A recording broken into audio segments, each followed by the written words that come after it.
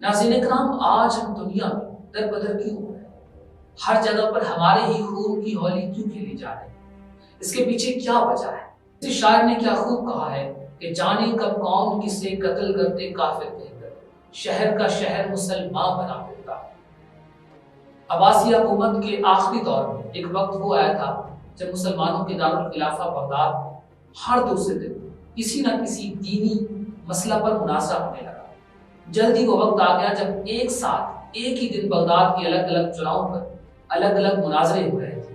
پہلا مناظرہ اس بات پہ تھا کہ ایک وقت میں سوئی کی نوک پر کتنے فرشتے بیٹھ سکتے ہیں۔ دوسرا مناظرہ اس موضوع پر تھا کہ کوا حلال ہے یا حرام۔ تیسرے مناظرے پر یہ تکرار چل رہا تھا کہ مسواک کا شرعی سائز کتنا ہونا چاہیے۔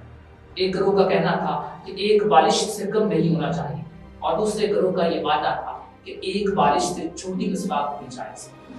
ابھی یہ مناظرے چل رہے تھے کہ ہلاکو خان کی قیادت میں تاتاری فوج بغداد کی گلیوں میں داخل ہو گئی اور سب کچھ تہس نہس کر مسواک کی حرمت بچانے والے خود ہی بوٹی بوٹی ہو گئے۔ سوئی کی نوک پر فرشتے گرنے والوں کی کھوپڑیوں کے مینار پر جنہیں گرنا بھی ممکن نہیں تھا، کوے کے گوشت پر بحث کرنے والے مردہ جسم کوے نوچ رہے تھے۔ آج ہلاکو خان کو بغداد تباہ کیے سینکڑوں سال گزر چکے، مگر قسم لے لیجیے جو مسلمان نے تاریخ سے رتی برابر میں سبق حاصل کیا۔ آج ہم مسلمان پھر ویسے ہیں، مناظرے سوشل میڈیا پر اپنی محفلوں و جلسوں اور مسئلوں کے ممبر پر کر رہے ہیں کہ داڑھی کی لمبائی کتنی ہونی چاہیے، پھر پاجامہ کی لمبائی ٹخنے سے کتنی نیچی یا کتنے اوپر ہونی چاہیے، مردہ سن سکتا ہے کہ نہیں سن سکتا، امام کے پیچھے سورۃ فاتحہ پڑھنا جائز ہے کہ نہیں، قوالی اور مشاعرے کرنا مذہبی فرائض میں شامل ہے کہ نہیں۔ عجیب عجیب طرح کے سوال ہم نے بنا رکھے ہیں۔ فرقے اور مسلک کے ہمارے جھنڈا بردار صرف اور صرف اپنے اپنے فرقوں کو جنت میں لے جانے کا دعویٰ کر رہے ہیں، اور دور حاضر کا ہلاکو خان ایک ایک کر کے مسلم ملکوں کو نیست و نابود کیے جا رہا ہے۔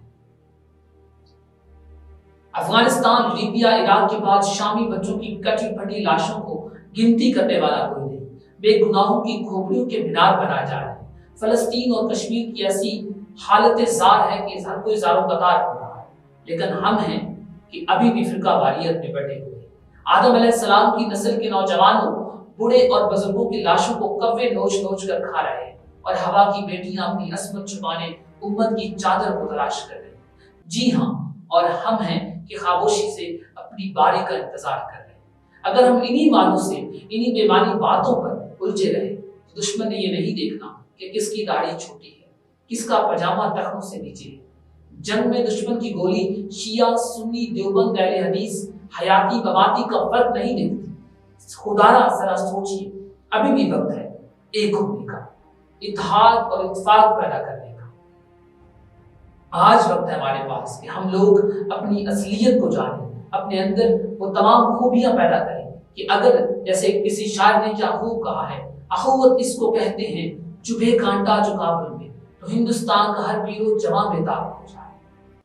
ایک دفعہ کا ذکر ہے کہ سید الانبیاء صلی اللہ علیہ وآلہ وسلم طواف فرما رہے تھے اور ایک اعرابی کو آگے طواف کرتے ہوئے پایا، جس کی زبان پر تھا یا کریم یا کریم۔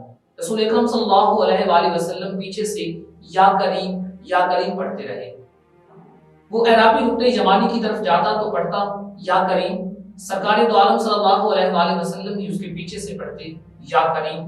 وہ اعرابی جس سمت بھی رک کرتا وہ یہی پڑھتا یا کریم، اور سرکار دو عالم صلی اللہ علیہ وآلہ وسلم اس کی آواز سے آواز ملاتے ہوئے یا کریم پڑھتے۔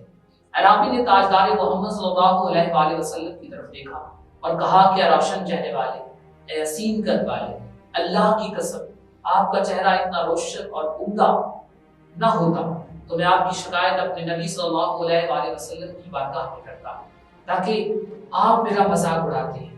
سیدنا رسول اکرم صلی اللہ علیہ وآلہ وسلم مسکرائے اور فرمایا کیا تم نے اپنے نبی کو پہچانا ہے؟ کیا تم نے اپنے نبی کو دیکھا ہے؟ اس نے عرض کیا کہ نہیں۔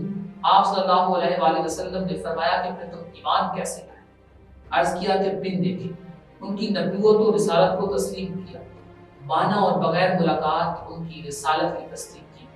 آپ صلی اللہ علیہ وآلہ وسلم نے فرمایا کہ مبارک ہو، میں دنیا میں بھی تیرا نبی ہوں اور آخرت میں بھی تیری شفاعت کروں گا۔